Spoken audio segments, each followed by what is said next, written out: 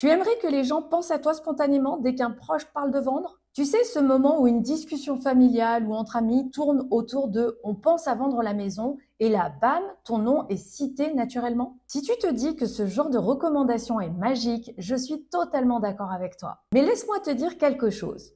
On peut provoquer cette magie. Et non, pas besoin d'être envahissant ou de demander sans arrêt «tu ne connaîtrais pas quelqu'un qui veut vendre?» On va faire beaucoup plus fin, beaucoup plus intelligent. Dans cette vidéo, je vais te montrer comment générer des recommandations vendeurs de manière naturelle, fluide, sans forcer. Tu vas comprendre comment faire en sorte que les gens parlent de toi en bien, même quand tu n'es pas là. Je suis Malika Studer, coach en immobilier. J'aide les agents immobiliers à structurer leur activité, à obtenir plus de mandats exclusifs et à s'épanouir dans leur métier sans s'épuiser. Si ce que je vais partager t'aide, n'hésite pas à t'abonner. La première étape, tu dois créer une expérience dont on parle. Les gens ne recommandent pas ce qui est simplement correct. Ils recommandent ce qui est remarquable. Ce n'est pas suffisant d'avoir bien fait ton boulot.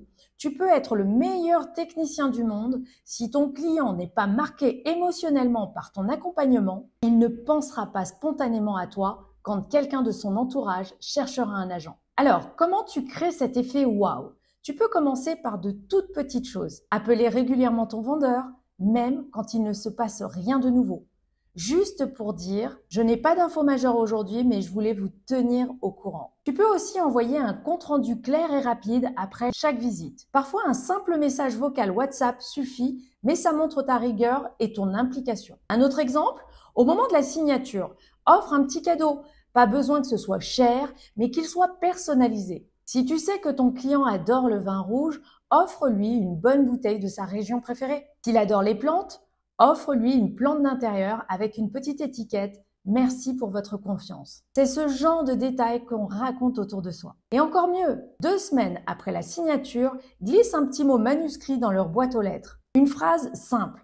Je vous souhaite plein de bonheur dans votre nouveau projet. Ce fut un plaisir de vous accompagner. Ça ne prend qu'une minute, mais ça marque les esprits. Ce sont ces petites attentions qui créent des histoires. Et ce sont ces histoires que les gens racontent. La deuxième étape active les prescripteurs invisibles. Il y a un tas de personnes dans ton écosystème qui voient passer des prospects vendeurs tous les jours, mais à qui tu ne penses peut-être pas assez. Les notaires, courtiers, photographes immobiliers, conseillers bancaires ou même certains commerçants très implantés dans leur quartier. La question est simple. Est-ce que tu as créé du lien avec ces personnes? Est-ce que quand elles croisent quelqu'un qui dit « on pense à vendre notre maison », ton nom leur vient à l'esprit? Si ce n'est pas le cas, il est temps d'agir. Mais attention, pas en allant leur dire « tu peux me recommander », ça ne fonctionne pas comme ça.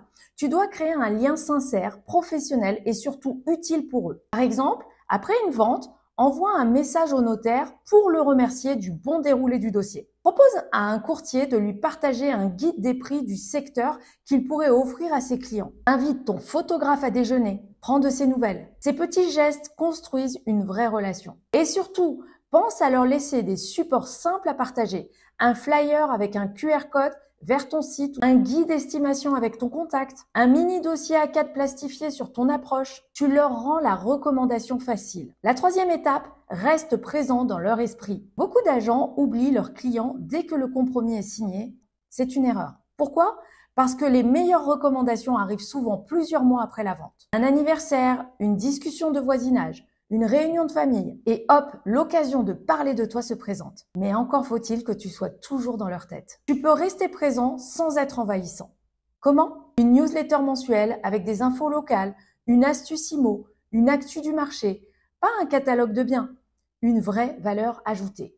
Tu peux aussi programmer une carte postale ou un petit message 3 mois après la signature pour prendre des nouvelles. Comment se passe votre installation? Et pourquoi pas un petit mot ou un SMS le jour anniversaire de leur vente? C'est simple, rapide, mais très puissant. Ton objectif ici, c'est qu'ils se disent « elle est toujours là, on peut compter sur elle, je n'hésiterai pas à la recommander ». La quatrième étape montre que tu es déjà recommandé. C'est ce qu'on appelle la preuve sociale.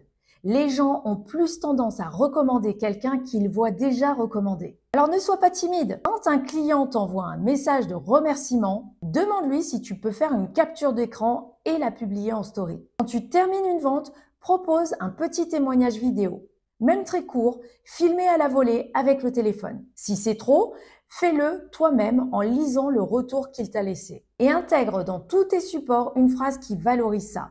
Par exemple, 80% de mes clients me trouvent grâce au bouche à oreille. C'est simple, mais ça déclenche un effet mimétique. Les gens veulent faire comme les autres. En conclusion, tu l'auras compris, les recommandations, ça ne se provoque pas par hasard. C'est une vraie stratégie, mais une stratégie humaine, sincère, bienveillante. Si tu veux que les gens parlent de toi naturellement, sans que tu aies à courir après eux, souviens-toi de ces 4 leviers. 1. Créer une expérience exceptionnelle, émotionnelle et humaine. 2.